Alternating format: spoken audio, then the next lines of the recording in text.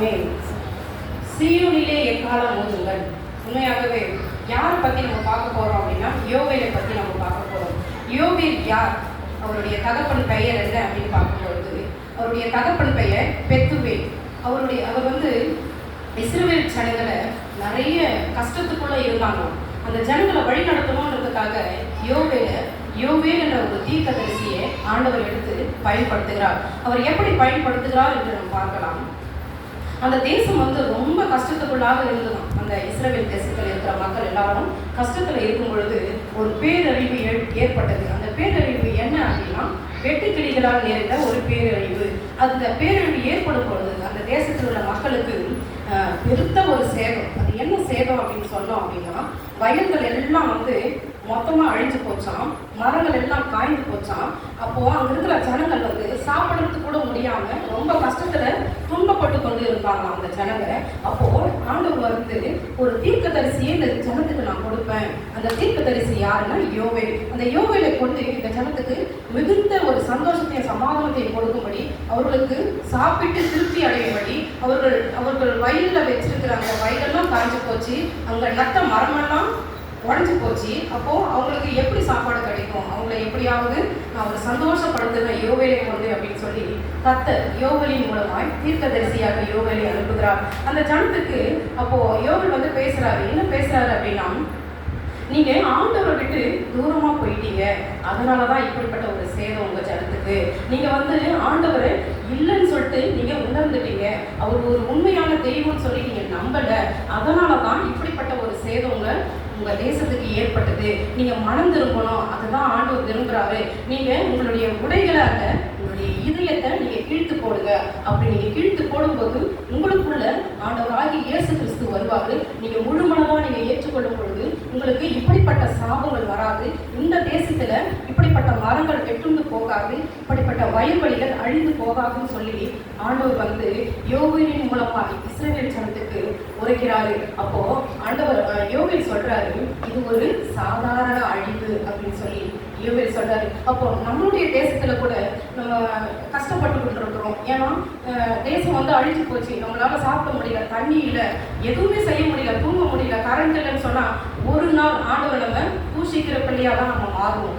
ஏன்னா என்னால் எந்த வேலையும் செய்ய முடியல, கரண்ட் இல்லாதனால தூங்க முடியல, பசியும் நம்ம வாழ்றோம். நம்மளுக்கு வந்து சாப்பாடு இல்லைன்னா நம்மளால தூங்க முடியாது, வாழ முடியாது, வேலைக்கு போக முடியாது. ஏன்னா ஆண்டவர் வந்து ஒரு நாளாவது நம்ம தூஷிக்கிறபடியாக தான் நம்ம மாறுவோம். ஆனால் அங்கே இருக்கிற அந்த ஜனங்கள் வந்து தூஷித்தாங்க. அவங்க யோகலின் மூலமாக ஆண்டவர் என்ன சொல்றாருன்னா, இது ஒரு சாதாரண இயற்கையான விபத்து தான், இதில் நீங்கள் கலங்க வேண்டாம் என்று சொல்லிட்டு யோகை வந்து அந்த ஜனங்களோட பேசுறாரு. அப்போ அந்த ஜனங்கள் முறுமுறுக்கிறாங்க, இது ஒரு சாதாரண அழிவா? எங்களுக்கு சாப்பாடு இல்லை, எங்களுக்கு தண்ணி இல்லை, எங்களால் தூங்க முடியல, ஆனால் இது ஒரு சாதாரண அழிவுன்னு சொல்லி நீங்கள் எப்படி சொல்லலாம் அப்படின்னு சொல்லி யோவேலை குறித்து இஸ்ரவேல் ஜனங்கள் வந்து முறுமுறுத்து பேசும் பொழுது அவர் என்ன சொல்றாரு அப்படின்னா, இப்போ நம்ம இந்த 40 நாள் என்ன இருக்கும்? எல்லாரும் ஒரு வேலையாவது உபவாசம் இருக்கோமா? யாருமா உபவாசம் இருக்கீங்க? கை கொடுக்குங்க. 40 நாள் நம்ம உபவாசம் ஒரு சிலர் இருக்கும், ஒரு சிலர் இல்லை. ஆனா அவர் என்ன சொல்றாருன்னா, உபவாசத்தை குறித்து தான் யோவேல் வந்து ஜனங்களுக்கு பேசுறாரு. நீங்க எப்படி இருக்கீங்க அப்படின்னா, நீங்க நோன்பு இருக்குல்ல, இப்போ நாளைக்கு வந்து ரம்ஜான் பண்டிகை. ரம்ஜான் பண்டிகையில எல்லாரும் நோன்புன்னு சொல்லுவாங்க. நம்மளுடைய இதுல வந்து உபவாசம் நம்ம சொல்லுவோம், ஃபாஸ்டிங் இருக்கும் அப்படின்னு சொல்லுவோம். ஆனா அவங்களுக்கு வந்து நோன்புன்னு சொல்லுவாங்க. நாளைக்கு ரம்ஜான் பண்டிகைனால நம்ம வந்து 40 நாள் உபவாசம் இருக்கும், அவங்க 30 நாள், ஒரு மாசம் தான் இருக்காங்க. அவங்க வந்து காலையில சூரியன் வருகிறதுக்கு முன்பாக சாப்பிடுவாங்க, சூரியன் மறைக்கிறதுக்கு முன்பாக சாயங்காலம் 6 மணிக்கும் காலையில 6 மணிக்கும் சாப்பிடுவாங்க. எச்சு கூட முழுக மாட்டாங்க. நம்ம தண்ணி குடிக்கிறோம், ஜூஸ் குடிக்கிறோம், காஃபி குடிக்கிறோம், எல்லாம் வேணாலும் பண்றோம். ஆனா நான் உபவாசம் இருக்கேன் அப்படின்னு நம்ம சொல்லிக்கிறோம். அது உபவாசம் இல்லை. அவங்க வந்து ஒரு வைராகியத்தோடு என்னுடைய முஸ்லீம் தேவனை வந்து அவங்க வணங்குறாங்க. ஒரு முழு மனதோடு இருதயத்துல சுத்தமா அவங்க வந்து ஆண்டவர் அவங்களுடைய தேவனை நோக்கி அவங்க பாக்குறாங்க. ஆனா நான் 40 நாள்ல நான் என்ன வேணாலும் பண்ணிக்கலாம், நான் ஒரு வேளை மட்டும் ஆண்டவருக்காக இருக்கேன் அப்படின்னு சொல்லி நிறைய பேர் அப்படிதான் யோசிச்சு கொண்டு இருக்காங்க. அந்த யோவேல் சொல்றாரு, நீங்க நோன்பு இருக்க சொன்னாரே நீங்க செஞ்சீங்களா? ஜெபிக்க சொன்னாரே நீங்க செஞ்சீங்களா?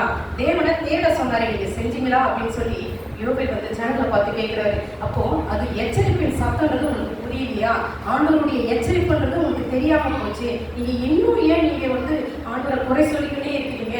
எங்களுக்கு சாப்பாடு இல்லை, எங்களுக்கு தண்ணி இல்லை, என்னுடைய நாடு அழியுதுன்னு சொல்லி எதுக்கு இன்னும் குளிப்பு கொண்டு இருக்கீங்க அப்படின்னு சொல்லி ஆண்டு வந்து யோவேலோட பேசுறாரு. யோவேல் ஜனங்களாட்ட சொல்றாரு. அதுக்கு ஆண்டவர் வந்து நியாயம் திருக்கிற தேவனா இருக்கிறது. அப்போ இந்த நாள் வந்து கர்த்தருடைய நாள் என்பதை நீங்க அறிஞ்சு கொள்ளணும். அதே சமயம் ஆண்டவர் வந்து நம்பிக்கையும் உங்களுக்கு கொடுப்பான்னு சொல்லி நீங்க விசுவாசத்தோடு நம்புங்க. அப்படி நம்பும் பொழுதுதான் நீங்க உண்மையாக மனம் திரும்புறீங்க. தேவன் உங்களை மன்னிப்பான்னு சொல்லி ஒரு விடுதலையான நம்பிக்கையை நீங்க வந்து எழுந்து போனது ஆண்டவர்களுக்கு திரும்ப கொடுப்பான்னு சொல்லி முழு மனதோடு விசுவாசிங்க. அப்படி விசுவாசிக்கும் பொழுதுதான் உங்களுக்கு கர்த்தர் பெரிய காரியங்களை செய்வார்னு சொல்லி ஆண்டவர் மேல நீங்க நம்பிக்கை வைங்கன்னு சொல்லி யோவேல் வந்து அந்த ஜனங்களோட பேசுறாரு. இது புதிய காலத்தை வந்து குறிக்குது. ஏன்னா இது வரப்போகிற காலத்துல முடித்து போனது. இதுக்கு முன்னாடி இருந்த நாட்கள்ல இருந்த எல்லா காரியங்களிலும் உங்களுக்கு பெரிய ஒரு என்ன சொல்ற சேதம் தான் அடைவதுன்னு சொல்லி நீங்க ஆண்டவர் வந்து தூஷிக்கிறீங்க. ஆனா இனி வரப்போற காலத்துல உங்களுக்கு அற்புதங்களை அடையாளங்களை ஆண்டவர் செய்வார்னு சொல்லி நீங்க முதலாவது நம்பணும். அப்படி நம்பும் பொழுதுதான் அந்த விசுவாசம் உங்களுக்குள்ள அதிகரிக்கப்படும் போது இயேசுவானவர் உண்மையான தெய்வம் என்பதை நீங்க உணர முடியும் அப்படின்னு சொல்லி யோவேல் ஜனங்களால பேசுறாரு. எடுத்து வாசிக்கலாம். ஆமோஸ் 3ஆம் அதிகாரம் 7வது வசனம், பேஜ் நம்பர் 1065.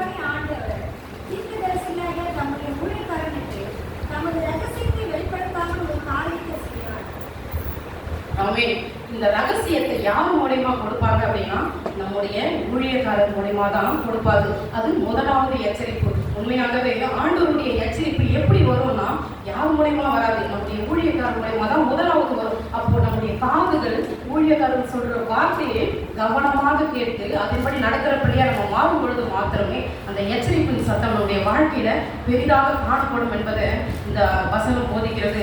ஆமோஸ் 3:7 அதேதான். அந்த ரகசியம் வந்து எனக்கு ஆண்டவர் கொடுத்திருக்காரு, என் ஊழியக்காரர் மூலமா அந்த ரகசியத்தை கொடுத்திருக்காருன்னா அந்த எச்சரிப்பு எனக்கு உண்மையாக வந்து என்னுள் காணப்படுது, என் ஊழியக்காரர் மூலமா அது கிடைக்குது அப்படின்னு சொல்லி நாம் முழுமையாக நம்ப வேண்டும். அப்படி நம்பும் பொழுது கர்த்தர் அந்த எச்சரிப்பின் சத்தத்தை நமக்கு கொடுக்க வல்லவரா இருக்கிறார்.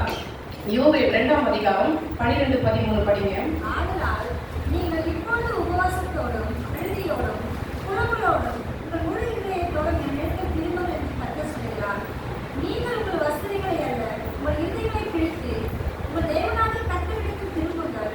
அவர் இரக்கமும் மனமுழுக்கமும் எளிய சாந்தமும் மிகுந்த கிருபை உள்ளவர். அவர் தீங்குக்கு மனஸ்தாபப்படுகிறவருமாய் இருக்கிறார். அவர் தீங்குக்கு மனஸ்தாபப்படுகிற தேவனாய் இருக்கிறார். நான் முன்பாக கூட சொன்னேன், நீங்கள் உங்களுடைய இருதயத்தை கிழிச்சு கொள்ளாதீங்க. உங்களுடைய உடைகளை நீங்க கிழிக்க தேவையில்லை, உங்களுடைய இருதயத்தை தான் கிழிக்கணும்னு சொல்லி ஆண்டவர் விரும்புறாரு. அப்போ உங்களுடைய இருதயத்துல கசப்பான காரியங்கள் இருந்தது அப்படின்னா அது எல்லாவற்றையும் நீங்க மாற்றிக்கொள்ளுங்க. ஆண்டவர் எனக்காக தான் இந்த உலகத்துல வந்தார், என்னுடைய பாவங்களுக்காக தான் சிலுவையிலே அடைந்தார், என்னுடைய நான் செய்த எல்லா பாவத்துக்காகவும் சிலுவையில அவர் மரித்தார் என்பதை நீங்க உணர்ந்து கொள்ளணும். அந்த எச்சரிப்பு உங்களுக்குள்ள இருக்கணும் அப்படின்னு சொல்லி உங்களுடைய உடைகளை நீங்க கிழிக்க தவிர உங்களுடைய இருதயத்தை கிழித்து பாருங்க. ஆண்டவருடைய எச்சரிப்பின் சத்தம் உண்மையாக எனக்காக தொடப்பட்டது என்பதை நீங்க உணர்ந்து கொள்ளணும். அதை தான் வந்து ஆண்டவர் உங்களுக்காக பேசிக் கொண்டிருக்கிறார். இது மத வாழ்க்கை அல்ல, இது வெளிப்படையான போதனையும் அல்ல. என் ஆண்டவராகிய கர்த்தர் நம்முடைய போதகர் மூலமாய் வெளிப்படுத்திக் கொண்டிருக்கிற இந்த எச்சரிப்பின் சத்தத்தை நீங்க உணர வேண்டும். அந்த உங்களுடைய இருதயம் வந்து மனம் மாற வேண்டும். நீங்க நோன்பு வைக்கணும், ஜபம் வைக்கணும், அழுது புலம்பணும். இதுதான் உண்மையான மனம் திரும்புதல். உபவாசம் என்பது ஆண்டவருக்கு முன்பாக நாம் துக்கித்து ஆண்டவரோடு கூட உபவாசித்து அவரோடு கூட நாம் இணைந்து அவருடைய சமூகத்தில் நின்று நாம் அழுது புலம்பும் பொழுது மாத்திரமே நம் தேவன் நம்மளுக்கு வல்லமையும் அதிசயத்தையும் அற்புதத்தையும் கொடுக்க வல்லவராக இருக்கிறார் என்பதை நாம் உணர்ந்து கொள்ளும் பொழுது அந்த எச்சரிப்பின் சத்தம் நம் காதுகளிலே கேட்கப்படும். உண்மையாகவே நீ பெரிய காரியங்களை தேவன் எனக்கு செய்வான்னு சொல்லி நீ மனதளவில் ஏற்படுத்தி கொண்டு போனால் போதாது. ஆண்டவரிடம் தினமும் ஜெபித்து அவரோடு கூட நீ போராடும் பொழுது மாத்திரமே அந்த எச்சரிப்பின் சத்தம் உனக்கு கேட்கப்படும். அந்த மெல்லிய சத்தம் உங்களுடைய காதில் விழும் என்பது இந்த வேதாகமம் உணர்த்துகிறது. யோவேல் 8ஆம் அதிகாரம் 1வது வசனம்.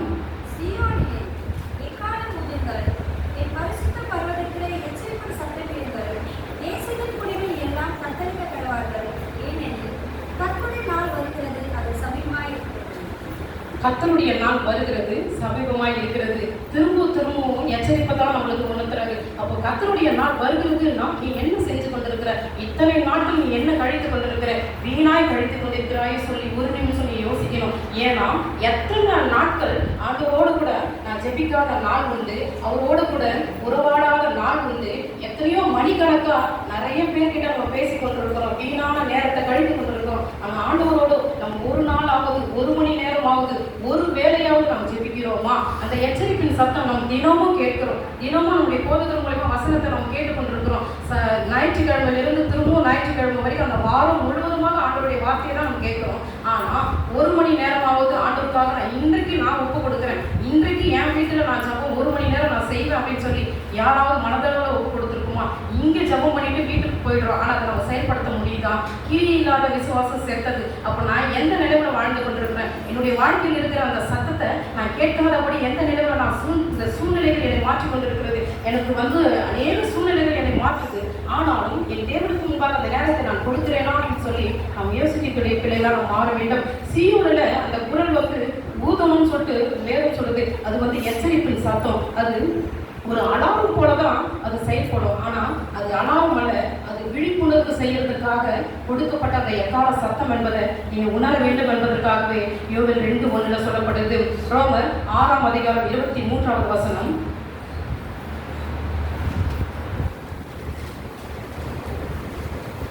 பாவத்தின் சம்பளம் மரணம், தேவனுடைய கிருபைவரம் நம்முடைய கர்த்தராகிய இயேசு கிறிஸ்துவினால் உண்டானது.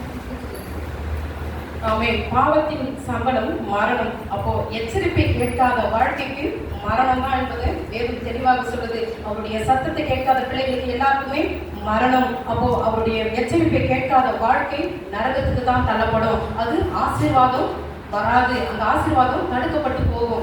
ஏன்னா பாவத்தின் சம்பளம் மரணம் என்பது தெளிவாக ரோமர் 6ஆம் அதிகாரம் 23வது வசனத்துல ஆண்டவர் நம்மளுக்கு உணர்த்துகிறார். அந்த எச்சரிப்பை புறக்கணிக்கிற பிள்ளைகளா நாம் வாழக்கூடாது. அந்த சத்தத்தை கேட்கிற பிள்ளைகளா நாம் வாழ வேண்டும். அப்படி வாழும் பொழுது மாத்திரமே அந்த பாவம் நமக்குள்ள வராது, அந்த சம்பளம் நம்மளுக்கு மரணத்தை நேரிடாது என்பதை ஆண்டவர் சொல்லுகிறார். மனம் விரும்புதலை குறித்து நாம் பார்க்கலாம். யோவேல் 2ஆம் அதிகாரம் 25வது வசனம்.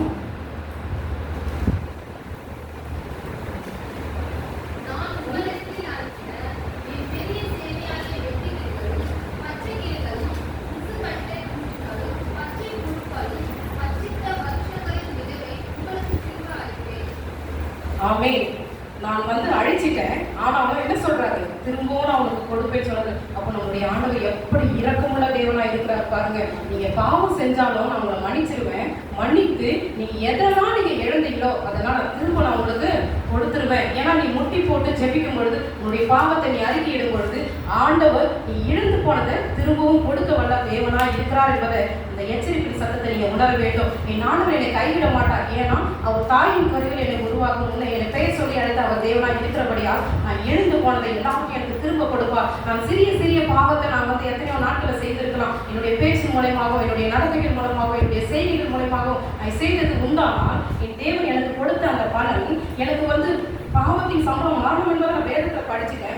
ஆனாலும் 70 தடவை ஆண்டவர் மன்னிக்கிற தேவனா இருக்கிறபடியால் நான் மனம் திரும்ப வேண்டும் என்பது அவருடைய எச்சரிப்பின் சத்தம். அப்போ நான் மனம் திரும்பல அப்படின்னா கர்த்தர் என்னை மன்னிக்கிற தேவனா இருக்கிறாரு. நீ எழுந்தது கூட நான் உங்களுக்கு திரும்ப கொடுத்துருவேன்னு சொல்லி ஆண்டவர் பேசிக் கொண்டிருக்கிறாரு. யோவேல் 2ஆம் அதிகாரம் 28வது வசனம். அதற்கு பின்பு நான் மாம்சமான யாவர் மேலும் என் ஆவியை ஊற்றுவேன். அப்போது உங்கள் குமாரனும் உங்கள் குமாரத்திகளும் தீர்க்க தரிசனம் சொல்லுவார்கள். உங்கள் மூவர் சொப்பனங்களிலும் உங்கள் வாடிகளின் தரிசனங்களில் காண்பார்கள். ஆமென். எல்லா மாம்சத்தின் மேலே என் ஆவியை ஊற்றுவேன். என் ஆவியை யார் மேல ஊற்றுவேன்னா உங்கள் மேலும் உங்களுடைய பிள்ளைகள் மேலும் நான் ஊற்றுவேன். நீங்க ஒன்றுக்கும் நீங்க கவலைப்படாதீங்க.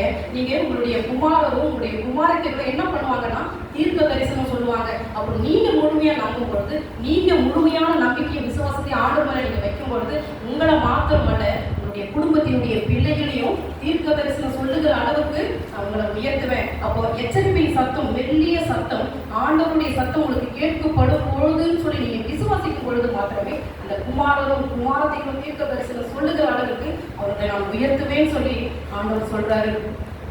முக்கியமா இதுல என்ன பார்க்கணும்னா ஆண்டவரை நம்பணும் மட்டுமல்ல நம்முடைய பிள்ளைகளையும் வீட்டுக் கொள்வான்னு சொல்லி நம்ம முழுமையான நம்பிக்கை ஆண்டவர் மேல விசுவாசத்தோடு நம்ம நம்பிக்கை வைக்கும் போது இந்த எச்சரிப்பின் சத்தம் நமக்கு ஆசீர்வாதமாய் கொடுக்க வல்லவராய் இருக்கிறார். இன்றைக்கு நமக்கு ஆண்டவர் என்ன பேசுறாரு அப்படின்னா எது மூலியமா நம்ம பேசுறாருன்னா வேதாகமத்தின் மூலமாய் பேசுறாரு, பரிசுத்த ஆவியின் மூலமாய் பேசுறாரு, தேவனுடைய சேவகர்கள் மூலமாய் பேசுறாரு. சேவகர்கள்னா யாருன்னா ஊழியக்காரர். அப்போ இந்த 3 விதமான காரியங்களை நாம் பின்பற்றி வாழ்ந்தோம்னா கர்த்தர் நம்மளுக்கு எச்சரிப்பின் சத்தத்தை உணர்த்துகிற தேவனாய் இருக்கிறார். வசனத்தின் மூலம் பேசுறாரு அப்படின்னா நான் வசனத்தை படிச்சுட்டு அதை விட்டு விட்டு போகாதபடி அதை நான் தியானித்து அதிலே எப்பொழுதும் மன்றாடி அவருக்காக நான் போராடும் பொழுது கர்த்தர் என்னை வசனத்தின் மூலமாக என்னை நடத்துவார், என்னுடைய பிள்ளைகளையும் நடத்துவார், என்னுடைய கணவன்மாரை நடத்துவார், என்னுடைய குடும்பத்தை நடத்துவார் சொல்லி முழுமையான விசுவாசத்தோடு நாம் நம்பிக்கை கொண்டோம்னா இந்த வசனம் நமக்குள்ள ஆசீர்வாதமாய் மாறும் என்பதை ஆண்டவர் உணர்த்துகிறார். பரிசுத்த ஆவி என்றால் பரிசுத்த ஆவி என்பது உண்மையாகவே நாம் உண்மையோடு ஆண்டவரை தொழுது கொள்ளும் பொழுது அவரை தேடும் பொழுது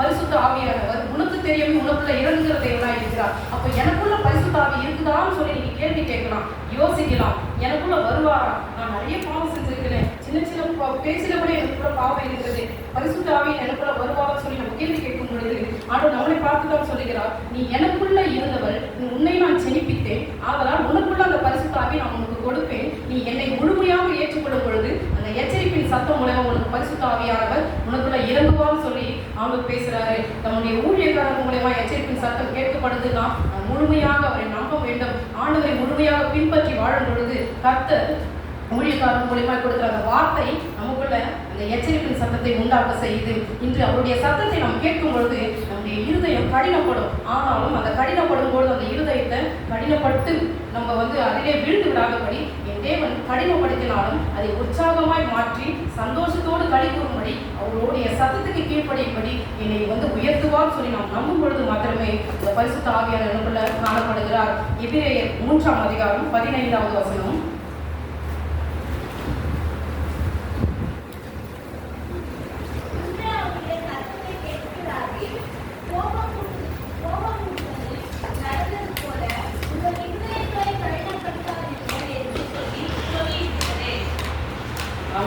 அவரை நம்ம கோபப்படுத்தக்கூடாது. ஏன்னா இந்த இருதயம் கடினப்பட்டு போயிருக்கும் அப்படின்னா ஆண்டவர் நம்மளை கடினப்பட்டு இருக்கிறதுனால நம்முடைய வாழ்க்கையில் இருக்கிற சோகங்களும் கண்ணீர்களும் பாவங்களும் அவர் மேல அந்த கடினம் இருந்தது அப்படின்னா அது மாறாது. ஏன்னா அவரை முழுமையான இருதயத்தோடு நம்ம தேடும்போது உன்னை அவர் அதிகமாக நேசிக்கிறதுனால தான் இப்படிப்பட்ட ஒரு சோகமும் கண்ணீரும் பாவமும் உனக்கு கொடுக்குறார். என் பிள்ளைக்கு இருக்கிற அந்த சோகத்தையும் கண்ணீரையும் மாற்றுகிறதுக்கு நீங்கள் ஒன்றுக்கும் கவலைப்படாமல் எல்லாவற்றையும் குறித்து அவரிடத்துல நீங்க சொல்லுங்கன்னு சொல்லிட்டு ஆண்டவர் சொல்றாரு. அப்போ நம்ம எல்லாத்தையும் அவர்கிட்ட சொல்லும் பொழுது மாத்திரமே அது எல்லாவற்றையும் ஆண்டவர் கடினப்படுத்த விடாதபடி பெரிய காரியங்களை செய்கிறதுக்கு ஆண்டவர் வல்லமை உள்ள தேவனாய் இருக்கிறார் என்பதை நம்ம முழுமையாக நம்ப வேண்டும். அவரை நம்ம கோபம் மூட்டக்கூடாது. ஆண்டவரே எனக்கு ஏன் இப்படிப்பட்ட ஒரு சோகம், எனக்கு ஏன் இப்படிப்பட்ட ஒரு வேதனை அப்படின்னு சொல்லி திரும்ப அவரை கேள்வி கேட்டுக் கொண்டிருக்கிற பிள்ளைகளாக நம்ம வாழாதபடி எனக்கு கொடுத்திருக்கிறாருன்னா என்னை அவர் அதிகமாக நேசிக்கிறாரு, அதனாலதான் எனக்கு இப்படிப்பட்ட பாடுன்னு சொல்லி நம் விசுவாசத்தோடு அவருக்கு காத்திருக்கும் பொழுது அவரை நம் கோபம் மூட்டாதபடி நம் இருதயத்துல பரிசுத்த பிள்ளைகளாக நாம் வாழும் பொழுது அந்த எச்சரிப்பின் சத்தம் நம்மளுக்கு கேட்கப்படும் என்பதை ஆண்டவர் நம்மளுக்கு சொல்லுகிற தேவனாய் இருக்கிறார். உண்மையாகவே யோவேலை குறித்து அந்த தேசத்துல பெரிய காரியங்கள் அந்த ஜனத்தின் மூலமா நீங்க ஏன் இன்னும் இப்படி இருக்கிறீங்க, நீங்க உபவாசத்தோடு கடி கூர்ந்து அவரோட நீங்க ஜெபிக்கும் பொழுது மாத்திரம் இது எல்லாமே மாறும், நீங்க ஏன் பசியும் பட்டினமா இருக்கிறோம்னு சொல்லி நீங்க வேதனை பண்றீங்கன்னு சொல்லி யோவேல் கேட்கும் பொழுது அந்த ஜனங்கள் முறுமுறுக்கிறாங்க. ஆனாலும் என் தேவன் அது பேரறிவே இல்லையே, எத்தனையோ ஜனங்கள் இறந்து போனாங்க, அதை விட இது பேரழிவா அப்படின்னு சொல்லி கேட்கிறாரு.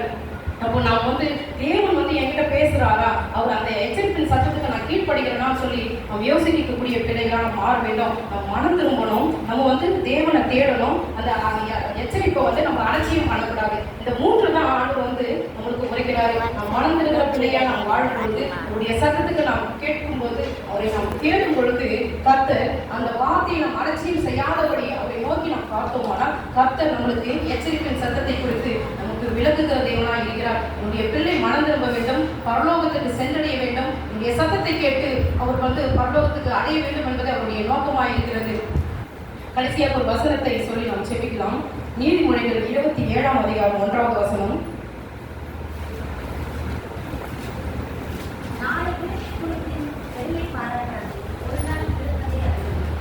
ஆமே. நாளைய தினத்தை குறித்து பெருமை பாராட்டக்கூடாது. இதுல இந்த வசனத்தை எனக்கு பொறுத்து நான் சொல்றேன். நாளைக்கு இப்ப நம்ம வீட்டுல ஒரு திருமணமோ ஒரு பெரிய காரியம் ஏதோ ஒன்று செய்யறோம் அப்படின்னா நாளைக்கு என் வீட்டுல பெரிய ஃபங்க்ஷன் வைக்க போறேன், இதை பண்ண போறேன், அதை பண்ண போறேன், நிறைய ஜனத்தை கூப்பிட்டுட்டேன், இதெல்லாம் நான் செய்ய போறேன் அப்படின்னு சொல்லி நாளைய தினத்தை குறித்து இன்றைய நாளைக்கு பெருமை பாராட்டக்கூடாது. ஏன்னா இன்றைய தினம் நீ உயிரோட இருக்கியா உனக்கு தெரியாது. இந்த நாளை பற்றி நீ அறியாயே அப்படின்னு சொல்லி வேதவசனம் சொல்லுது. அப்போ உண்மையாகவே பரிசுத்த ஆவியானவருக்கு முன்பாக இந்த நாளைய தினத்தை குறித்து மற்றவர்களிடத்தில் நான் பெருமை பேசாதபடி என் ஆண்டவருடைய சத்தத்தை கேட்டு அந்த எச்சரிப்புக்கு நான் கீழ்ப்படிந்து வாழ்ந்தேன். ஆனால் என்னுடைய நான் மட்டுமல்ல, என்னுடைய குமாரரும் என்னுடைய குமாரத்திகளும் தீர்க்க தரிசனம் சொல்லுவார்கள் சொல்லி வேதத்தில் நாம் பார்க்கிறோம். பரிசுத்த ஆவியானவர் நம்மை முழுமையாக படைத்ததின் நிமித்தமாய் சந்தோஷப்படுகிறதற்கு அவரை நாம் துக்கப்படுத்தி விடாதபடி, கடினப்படுத்தி விடாதபடி, உங்களுடைய இருதயத்தை கிழித்துக் கொள்ளுகிற பிள்ளைகளாகவும் உங்களுடைய உடைகளை கிழித்துக் கொள்ளாதபடி இருதயத்தை மாத்திரம் கிழித்துக் கொண்டு அவருக்காக உபவாசத்தை ஜெபிக்கும் பொழுது இந்த எச்சரிப்பின் சத்தத்துக்கு நாம் கீழ்ப்படிவோமானால் கர்த்தர் நம்மை ஆசீர்வதிக்க தேவனாய் இருக்கிறார். கர்த்தர் தாமே இந்த வசனத்தை ஆசீர்வதிப்பாராக. ஒரு சரணம் பாடி நான் முடிக்கிறேன். அழைப்பின் சத்தம் கேட்டு